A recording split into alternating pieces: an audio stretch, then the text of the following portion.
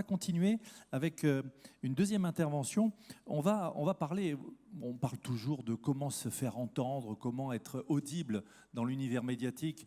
Et on sait qu'il y a beaucoup de bruit, il y a beaucoup de brouhaha. Certains parlent même d'infobésité. Comment faire pour arriver à émerger par rapport à tout ça et pas rester dans la partie immergée de l'iceberg?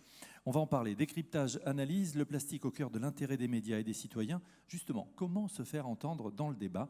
Et on va accueillir un spécialiste. Je vous demande d'accueillir le directeur adjoint de l'École supérieure de journalisme et qui est patron de la division pro-entreprise, Olivier Simlière. Olivier Simlière nous rejoint.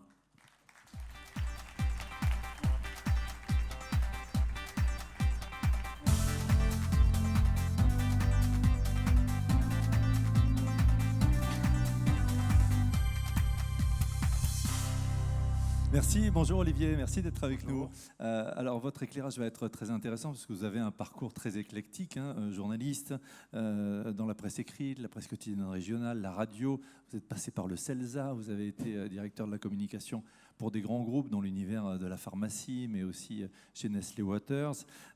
Et avec vous, on va peut-être commencer par une rime assez riche. Le plastique, est-ce que ça rime pas avec historique déjà, peut-être, pour commencer? De historique à hystérique, si j'ose le jeu de mots. Merci de m'accueillir. Je vais vous proposer donc un petit tour d'horizon. On va prendre un peu de hauteur sur le plastique, cette histoire d'amour. Et voilà.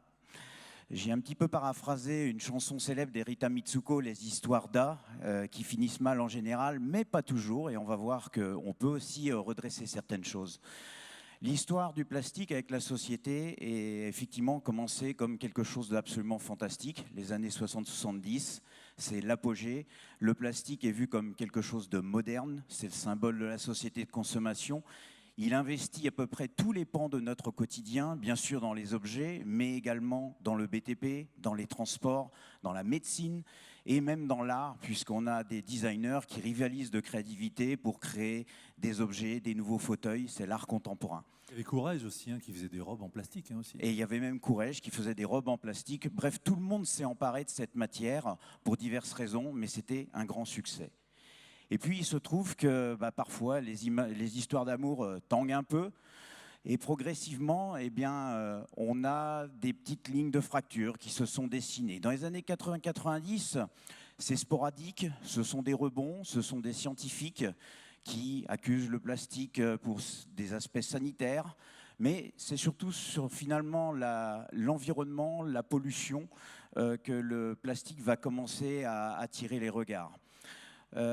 Une pollution au début perçue comme, j'allais dire, une gêne visuelle, en tout cas une pollution qui va déranger parce que c'est, à mesure que le plastique envahit nos sociétés, le plastique c'est aussi des décharges, c'est aussi des objets en plastique qui traînent sur les plages, etc. etc. Je ne vous refais pas l'histoire, mais on arrive progressivement à ces montagnes de plastique que certains maintenant viralisent à outrance. Mais le plastique commence à poser des questions, à susciter un rejet, c'est certain.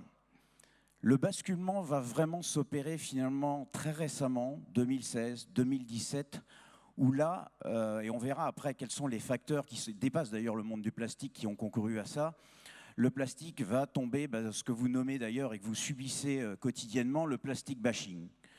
Ça va commencer d'abord avec la pollution, et les images très fortes que les ONG vont viraliser, notamment les animaux dans les écosystèmes marins qui avalent du plastique ou qui se blessent avec des morceaux de plastique, avec la pollution de plus en plus grande, ces montagnes de plastique que les reportages télé montrent.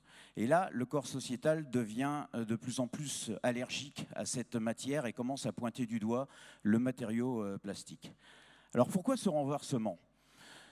Le renversement, il n'est pas simplement dû au plastique lui-même, il est dû aussi à des renversements de paradigmes qui se sont opérés principalement dans les sociétés occidentales.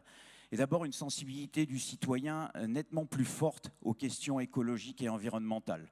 Et ça s'est accéléré ces 2-3 dernières années avec les effets de plus en plus tangibles du réchauffement climatique et bien sûr l'exigence de réponse que les citoyens veulent voir de la part des politiques, de la part des industriels, bref, de la part de tous ceux qui construisent une société. En même temps, c'est créer un monde de défiance envers les technologies, envers l'industrie, envers le progrès, dont on nous avait finalement tant vanté les promesses. Et on s'aperçoit au final que ces promesses créent plus de problèmes qu'elles n'apportent de solutions. En tout cas, c'est encore une fois une histoire de perception. Je ne suis pas en train de faire un raisonnement de logique purement rationnelle.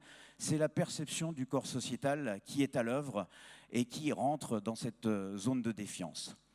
Ensuite, bien sûr, la caisse d'écho se met en branle et c'est la répétition et la médiatisation de tout un tas de scandales sanitaires en particulier qui frappent le secteur de l'alimentation, qui frappent la médecine, qui frappent même le secteur énergétique et toujours avec une conséquence, la santé.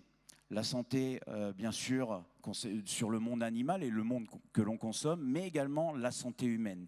Et bien sûr, le monde, la société devient de plus en plus frileuse, de plus en plus sensible aux dangers auxquels elle est exposée.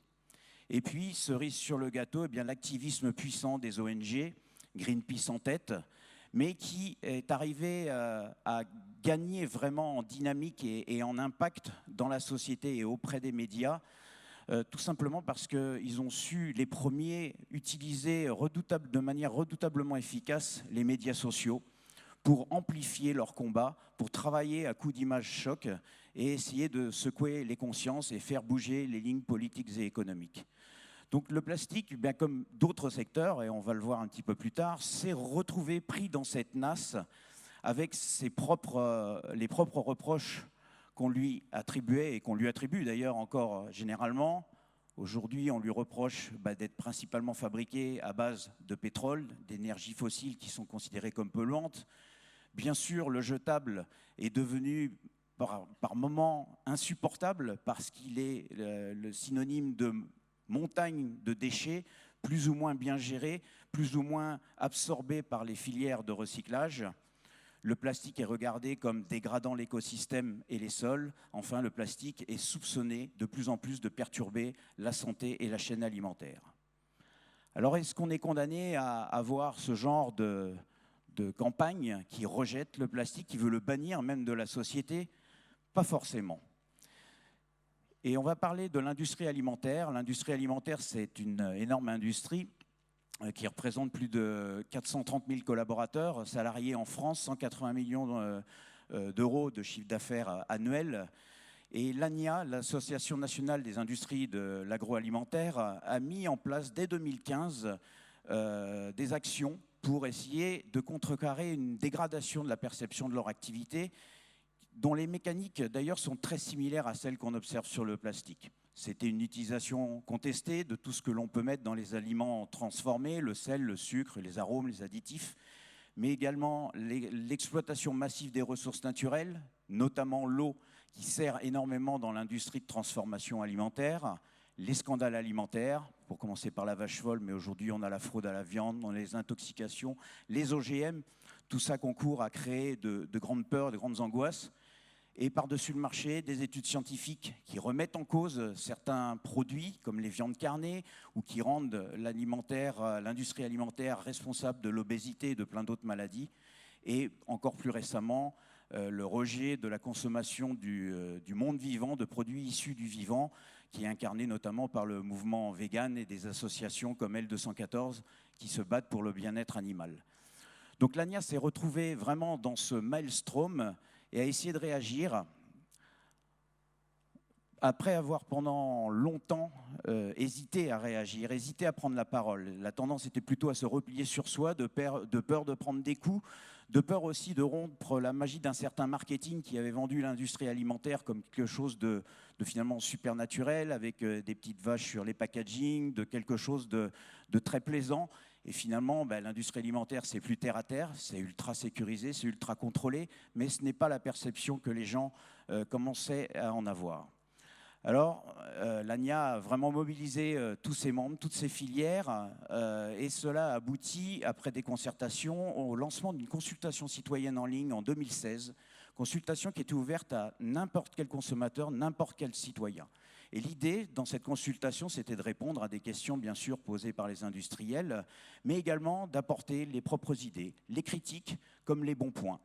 Tout ça a servi à faire une synthèse pour que les industriels comprennent mieux finalement comment le corps social les percevait, en positif comme en négatif, et pour démarrer en parallèle des actions.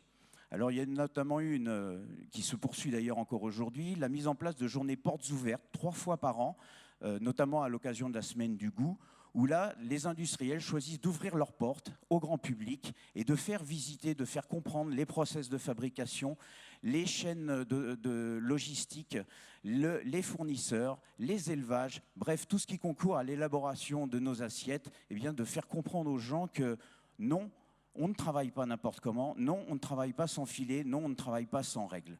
Et ça, ces portes ouvertes se multiplient. Et maintenant, 3 fois par an, donc, même dans vos régions, vous pouvez avoir l'occasion de visiter une biscuiterie, un élevage de vaches, etc., etc. Puis ont été mis en place aussi des partenariats tripartites associant des ONG, des industriels et des experts scientifiques pour tenter de trouver des solutions communes et convergentes sur des problèmes comme par exemple l'huile de palme qui est décriée pour des questions sanitaires mais pour des questions écologiques également puisque l'huile de palme, plutôt sa récolte, entraîne la déforestation dans certains pays et la dégradation de l'habitat de certains animaux comme les orang-outans.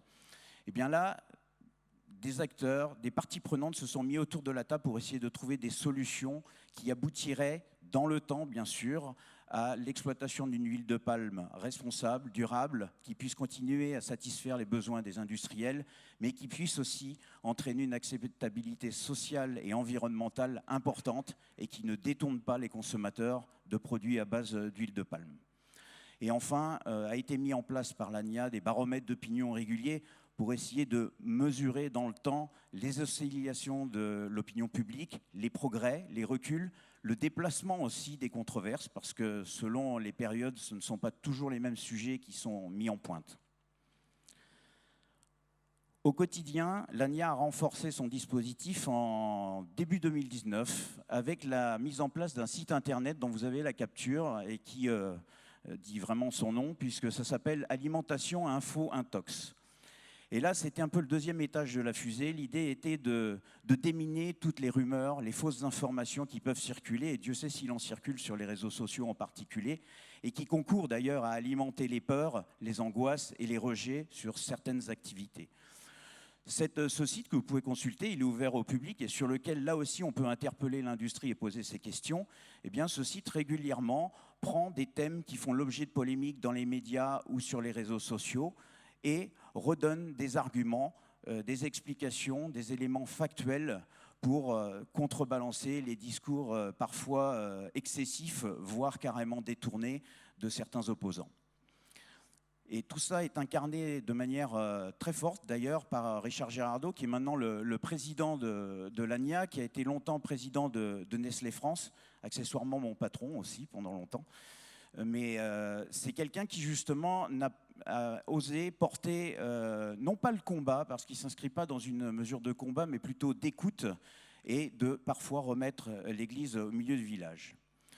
Donc ce cas me semblait intéressant parce qu'il ressemble très fortement dans ses mécaniques et dans les réactions et les perceptions de la société française et d'autres pays d'ailleurs, il ressemble très fortement à ce que vous vivez, vous aussi, avec ce rejet de plus en plus massif du plastique et surtout, malgré tout, du plastique destiné aux emballages, aux ustensiles jetables, etc. On attaque moins aujourd'hui le plastique des gaines électriques ou des tuyaux ou des voitures, etc. Mais c'est bien les emballages dont il s'agit. Alors, est-ce que vous êtes condamné à le subir? Non.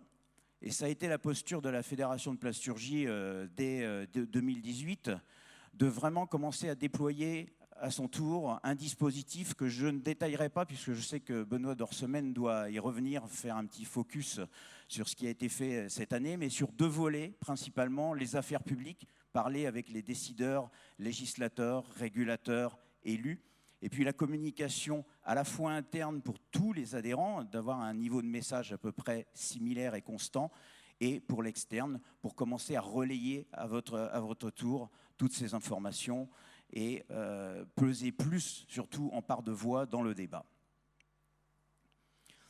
Alors en conclusion de cette intervention, est-ce qu'il y a une issue à ce bashing? Eh bien, la bonne nouvelle, c'est que oui. Alors, on ne va pas tomber non plus dans l'excès inverse avec les lunettes roses et en disant « tout va redevenir comme avant et dans les années 60-70 », probablement pas. Mais il y a moyen de redresser cette acceptabilité sociétale et de sortir un peu de cette hystérie parfois complètement irrationnelle et purement ancrée dans l'émotionnel. Et vous avez un atout, c'est que vous avez un maillage territorial énorme avec plein d'entreprises réparties sur tout le territoire, plein d'acteurs qui sont en mesure, à leur niveau local, municipal, régional, national, voire international, d'expliquer, de prendre part au débat, de pousser des arguments, même si vous avez l'impression que ce sont des petites gouttes parfois qui ne changeront pas forcément la face du monde. Eh bien, l'exemple de l'ANIA montre que cette union, progressivement, parvient à faire percoler des informations et dans les médias et même parmi des ONG plus ouvertes que d'autres qui commencent à comprendre que tel ou tel secteur n'est pas forcément diabolique, mais peut aussi s'engager. Et vous avez, vous, justement, ces atouts-là, vous avez déjà pris des engagements pour une introduction croissante des matières plastiques recyclées dans les objets qui sont mis sur le marché et transformés. Vous êtes engagé dans l'économie circulaire et non pas de circulation. J'ai fait une coquille. Vous avez déjà proactivement engagé la reconversion de certaines activités.